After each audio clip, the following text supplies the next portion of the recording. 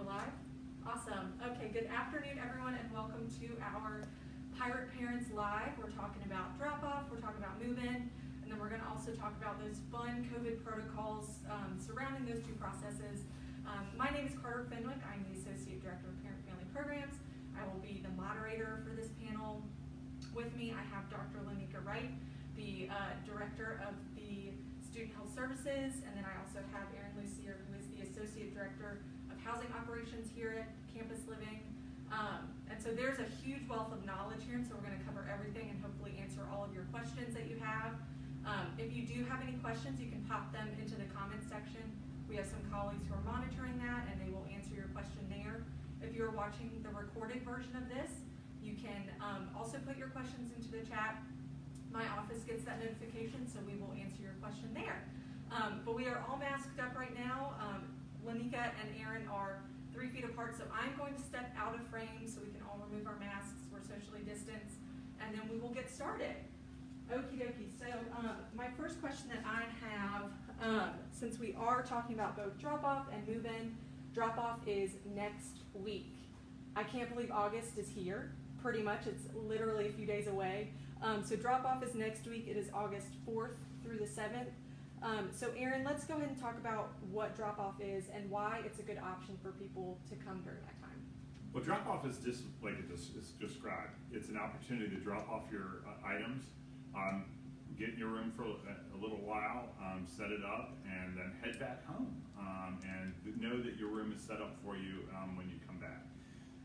And so it is a good idea because you have a much more relaxed, so we're only allowing 20 to 25 students to arrive at any window of time during that time. So a little bit more relaxed, a little bit more laid back than our traditional move-in can be. And it also allows folks to maybe make their shopping list of things that they've forgotten at all, and when they come back, they're ready to go.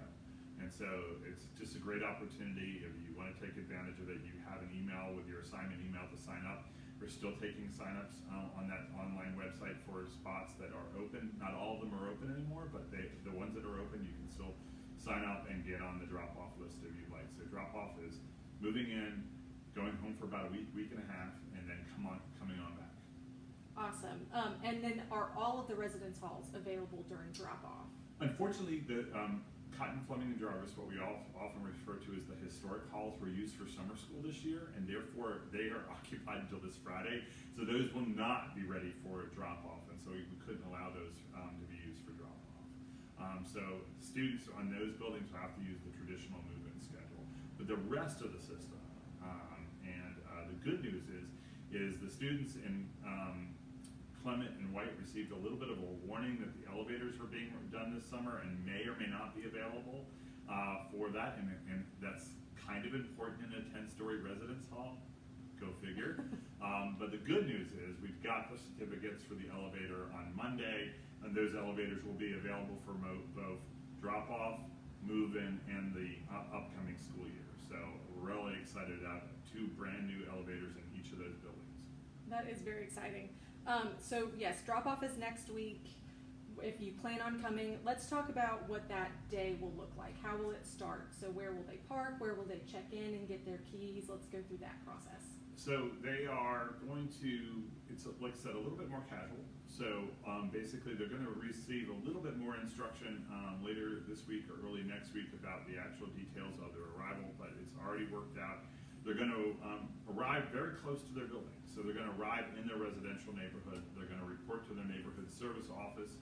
And at that neighborhood service office, or right next to it, there'll be an opportunity to find out a little bit more about our fall COVID protocols, and as well as an opportunity to get vaccinated if they'd like to, or their family members if they haven't had that time or that moment to do that. So that will be available. And then they'll go right over to the desk, what they call the neighborhood service office. They'll get their key and their fob, do a little paperwork, bring your student ID if you've already gotten it, or a driver's license, because that's always helpful. And then they'll go right to their room. And their building will already be open, so they won't even need their key fob, but we're going to give them their key fob. And they'll open up their room with a room key and start that move-in process. And the good thing about this, since it is a little bit more relaxed and they're going to be able to park closer to their building than they might normally do during move-in. So there will be carts available. There'll be, but you're welcome to that little wagon you have or a folding cart, because there's never enough. But if you want to do that, bring that along. That's always helpful, but you'll be able to park pretty close to your building. Awesome. So you did mention that there will be vaccinations and testing on site in the neighborhood service office during drop off. Just vaccination. Just vaccination, because Gotcha. it's too early to do testing for the move-in setup that we're doing. Gotcha. So, yeah. So what other, health and safety precautions are in place during this early drop-off time? Can students bring more than just 2 people with them? Can they bring, their whole family for drop-off? And do they need to be tested before coming for drop-off? We're not requiring testing. And if I go astray, please let me know. We're not requiring testing. We would ask everybody to follow those standard questions. So if they're not feeling well, that's the day to take off that opportunity and not come to campus. So certainly, doing those well-known sort of checklists of the symptoms, and if you're not feeling well, don't come. Or if you've been recently exposed, don't come. But otherwise, we're not restricting that. We're not requiring pre-arrival testing. You can bring, and the good thing about drop-off, even last year, we said bring as many people you want to this event, because it really is about a little bit more relaxed and lower population environment. So that social distancing is going to sort of almost be built into the event, because there won't be as many people around. And so if you're going to bring that family, that's a good time. But I also say, and this is my 27th opening at ECU. Some folks really want to make a big family day of it. I suggest you save that for parent and family weekend.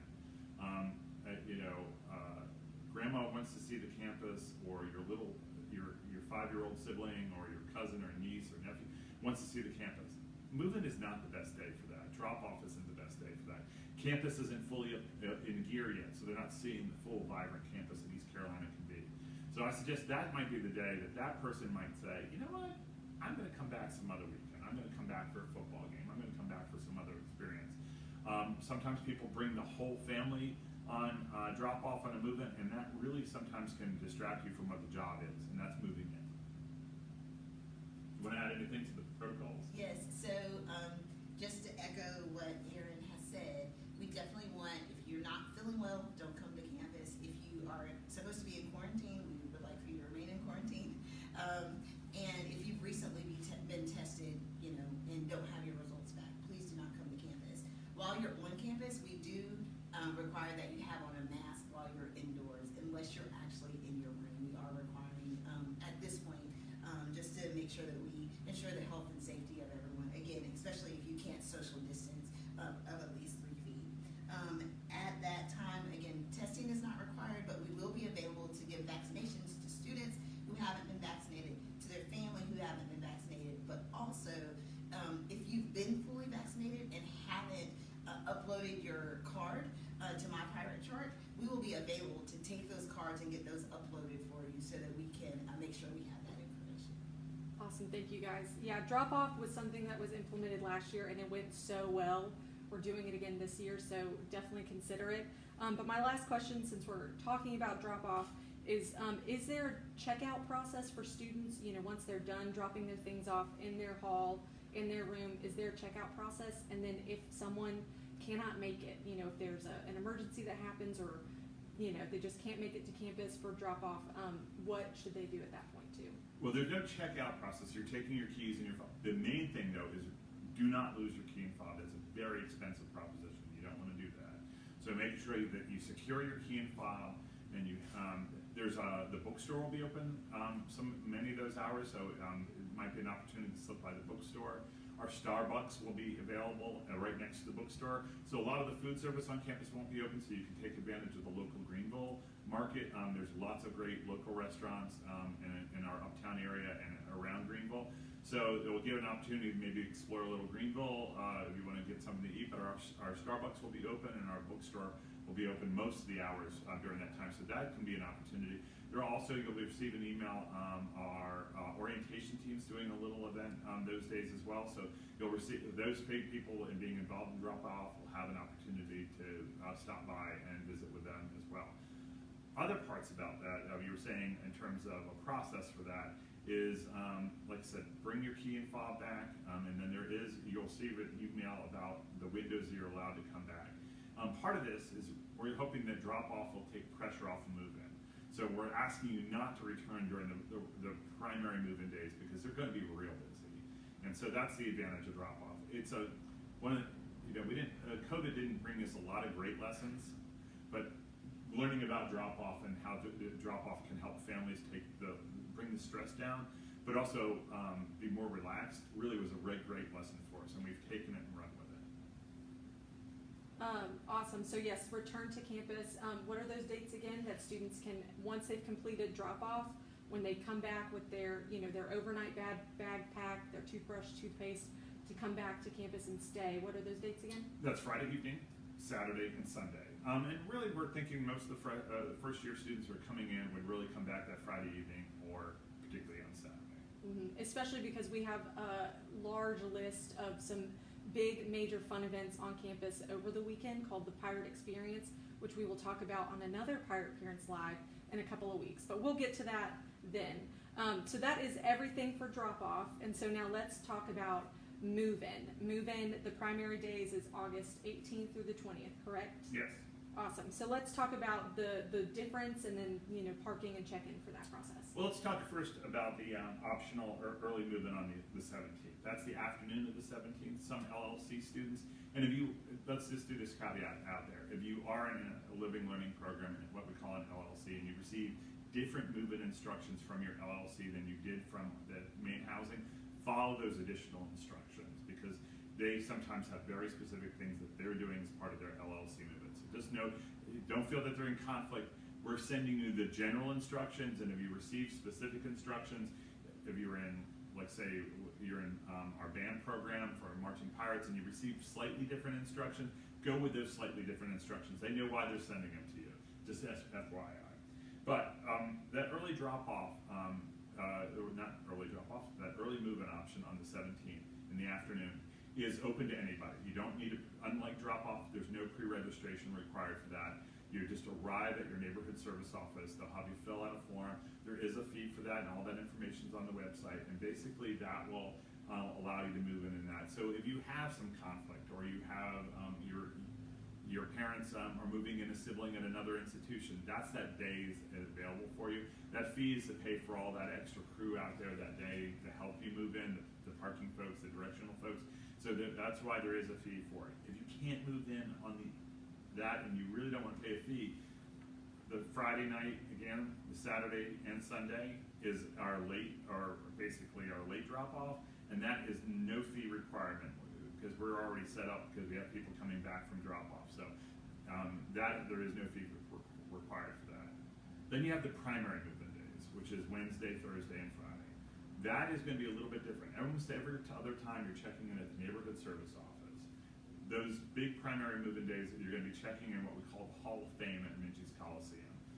So you're going to enter off Charles Boulevard. We're going to be sending you that link. Google will automatically send you that if you're doing that Google, following the Google, as I say, when you're traveling. And you'll arrive at Minges, and we'll ask that parents stay in the car or outside. There's some shade out there, don't worry. And there'll be some beverage stations as well. But we ask that the students pop in. There'll be, at that point, an opportunity to either test and or vaccinate if they need to. Then they'll go through the check-in line, get their key and fob. They'll get a move-in permit. They will take that move-in permit and get in a move-in line, basically, with their cars. So if they have 3 cars, which we really try to tell you, focus on 2. Please try to, the fewer cars, the better. But we'll give as many move-in permits as you have cars. You'll get in a hopefully short line. That line will sort of queue folks up, and then we'll send you over to your neighborhood to move in. And that will be designated parking area. And we'll have parking support. We have a great partnership with our parking and transportation office, our East Carolina University Police, as well as a contracted service provider that helps us directions and move in. So just follow the directions of folks. Bring your patience because it can be a little hectic, and looking at the weather we're having, a little warm, but that's going to be the process. You get to your building, you get your stuff up to your room. The next step is you move your car to a remote parking lot, and there'll be directions for that remote parking lot on the back of that move-in permit, and then you go back to your building and then unpack. because we need that space again for your fellow pirates that are moving in after you. And that's kind of the process. So you got your key, you got your fob, you got your family, you get your stuff up to your room, you go move the cars to a remote lot, you walk back. Most of the lots are in walking, not all, not most of them. There are within walking distance of your residence hall, a little bit further. That allows that parking right next to the building to be used for moving. Like you said, you've been doing this, over 20 years. So this is definitely a well-oiled machine. Like Aaron said, we've got our check-in locations, we got the parking, and as long as you're patient and understand, you got to move your car and walk, it is going to be a smooth process all day long. Yeah. You mentioned that testing will be on site for move-in. So should we now talk about the re-entry testing requirement, why that is, and how that will be? Yes, so testing will be required. It's a part of the community standards that we have at ECU. So it will be required for all those students coming to live in campus living in the residence halls. And so in order to meet the requirements for the community standards, you have to be tested or have been vaccinated and show that proof of vaccination. So you have to be fully vaccinated, which means you're 2 weeks out of your vaccination series. And so, again, at drop-off, we'll be available to take your card if you have been vaccinated. We'll be available again at move-in to take your card. We'll be available to offer a vaccination and to test at that point so that we can meet those requirements. If you receive a vaccination at move-in, you will still have to be tested because you will not be considered fully vaccinated at that point.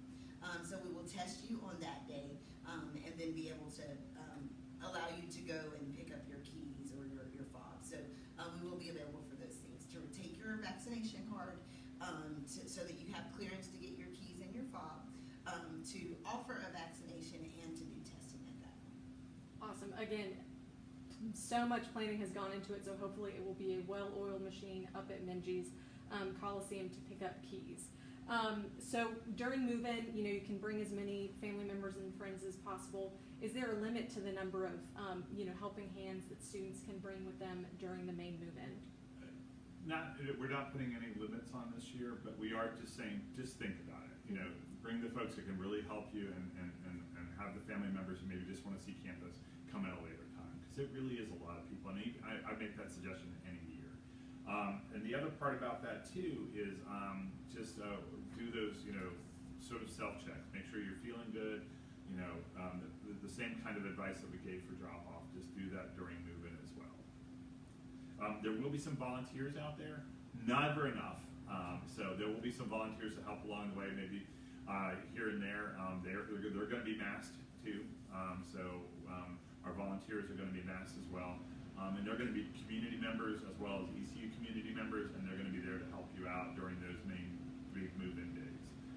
And I think I would add one thing is if you do arrive at a time that testing and or vaccination isn't offered, you would be asked to test the next day, and also that vaccination would be available all the time. So if you do a late night check-in or you come in with a special group and at that point vaccination and or testing isn't available, it will be made available to you soon after. So keep checking your East Carolina email account, and there'll be instructions about what to do about that.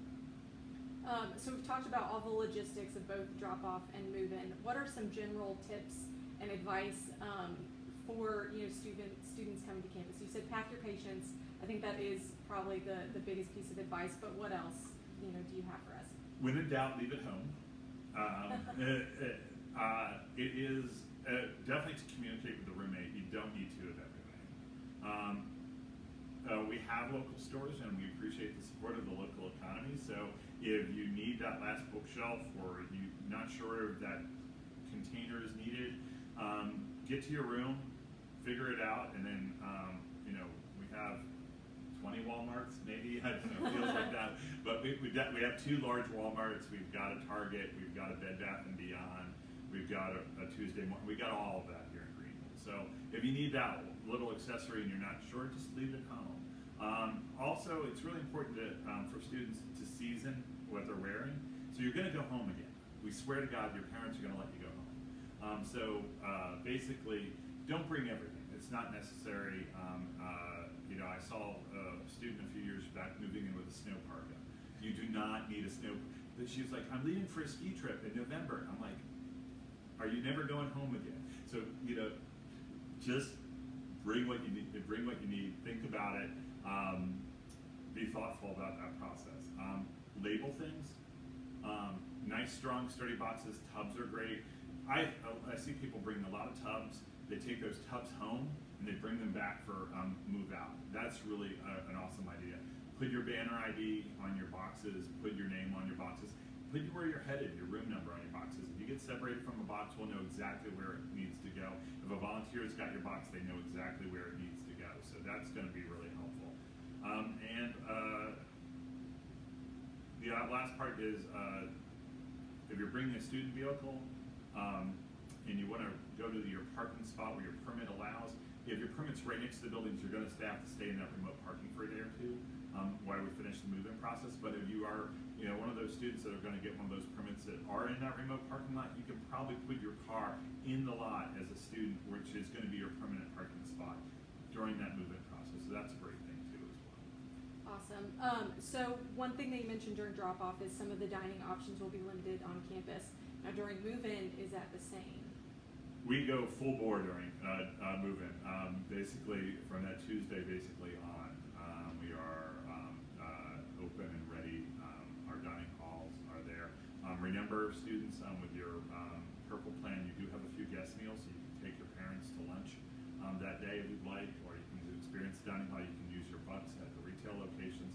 All of that's available to you, and that schedule is going to be on our website as well for all the details. Some of the ones in the academic areas might not be open, but almost everything else is going to be open during that move-in process, depending when you're moving in. So keep all, look on the schedule. The dining website, the dining.ecu.edu will always have that schedule up to date for you. But like I said, remember you have guest meals, so you can take your family to the dining hall if you want, or you've got your bucks and your hired meals out there in the retail locations as well. Awesome.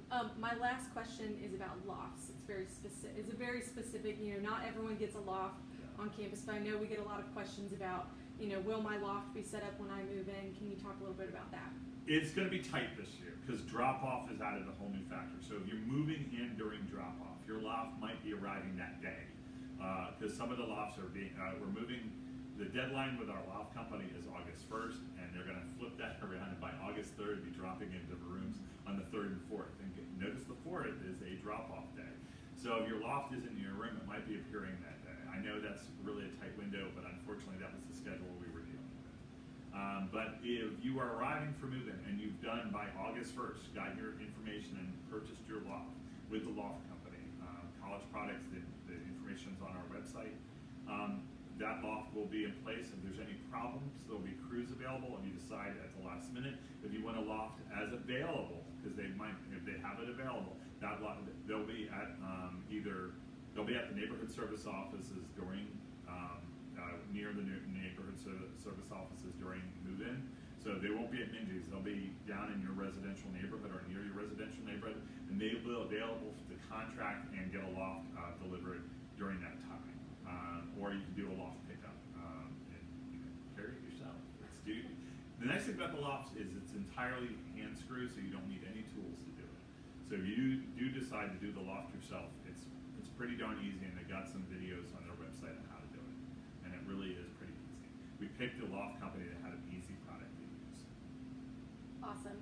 So then my last question for you all is just any closing remarks, closing advice. And while y'all give that, I'll kind of start moving back into the frame so we can close this out. So Lanika, do you have any closing advice or remarks about drop-off and move-in? I would definitely say, just remember the things that we've told you so that we can keep our campus safe, so that we can have a great fall and enjoy a lot of our pirate traditions. And in order to do so, we've got to try to stay as healthy as possible. If there are any questions or concerns, you can always reach out to Student Health. You can email us at gotquestions@ecu.edu, and we'll be able to, answer questions. You can always call our office. We'll help you as much as possible. And if there is any health concern, please just reach out. And Student Health, we're here to help you and to keep our pirates healthy. We are excited about having everybody back on campus. lot of precautions just to make sure we have a great and successful fall. But we're excited about it, and I believe we've got a great plan in place, and if everyone will stay the course, we'll get through it. And we can't say as many good things about the partnership we've had with Student Health. They have been alongside us every step of the way during this, and then all the planning. So they've been awesome. So just follow, keep checking your East Carolina email account, because we're not the only people sending you updates. So that's one of the things I cannot express. If you're a parent and your student hasn't mentioned checking their email lately, encourage them to check their student email. Get into that habit. That's one of the primary ways we're going to communicate with them. I know they'd prefer to get a group text or something like that, but we still need to send information to email. So keep having them that. There was some challenges with some of our Facebook groups originally. So your students maybe tried to join one of our Facebook groups for the residence hall and had a problem. They can go back to that original assignment email. That Facebook link might be working now if it wasn't working before. So join the Facebook discussion for their building if they use Facebook. We ask that is a student resource though. If you're a parent, join the parent and family Facebook. Join the Campus Living Facebook, because we're going to send updates and information out on that group as well. But once again, you really got to go back. Keep checking that East Carolina email, looking for updates from all kinds of things that's going to be occurring on campus. And if there's any last minute changes, because we are responding to things as need be it weather, or be it COVID, or be it just something that's going on. So keep checking that East Carolina. Awesome. So I'm going to start moving back into frame. So I would just like to echo everything that was said. Please reach out to us if you have any questions. You can reach out to the Parent Family Programs Office, the Student Health Services, or Campus Living if you have questions. Tell your student to read their email, because that is where all the information is going. And again, we are so excited to have students back on campus. So if you need anything, reach out. You can put questions in the comment section, and we will get to them as quickly as possible. But other than that, we hope you all have a wonderful rest